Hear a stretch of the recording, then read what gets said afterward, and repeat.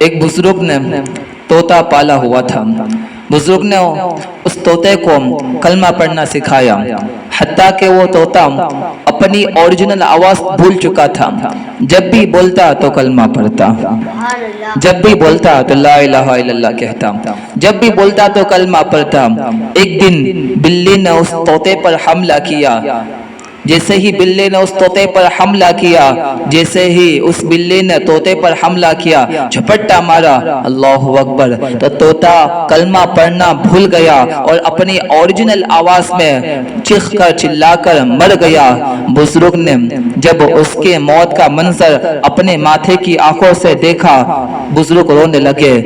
اس قدر زار و قطع رونے لگے کہ ارد گرد بسنے والے رہنے والے لوگ جمع ہوئے اور بزرگ کے پاس آئے اور کہنے لگے کہ حضرت اس طرح اور اس قدر کیوں رو رہے ہو، اتنا زار و قطع کیوں رو رہے ہو؟ اگر طوطے کی جدائی کے غم پر رو رہے ہو تو ہم آپ کو دوسرا طوطا لا کر دے دیں گے. جیسا آپ نے اسے کلمہ پڑھنا سکھایا تھا ویسے ہی آپ دوسرا طوطا ہم لا کر دیں گے، اسے بھی کلمہ پڑھنا سکھا دینا. روتے کیوں اتنا زیادہ؟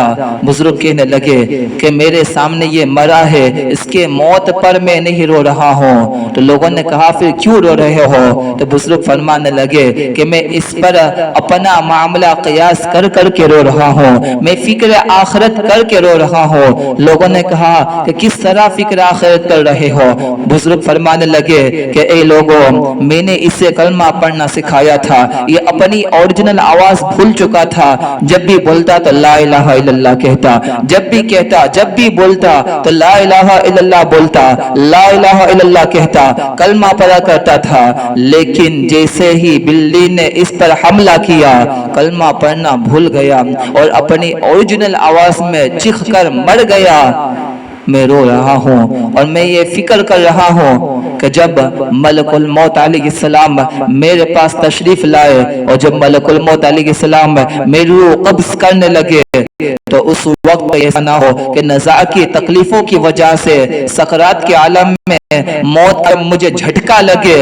اللہ اکبر. تو موت کی سختیاں نہ برداشت کرتے ہوئے کہیں میں بھی کلمہ پڑھنا نہ بھول جاؤں اور کہیں میں بھی طوطے کی طرح چیخ کر چلا کر اس دنیا فانی سے رخصت نہ ہو جاؤں.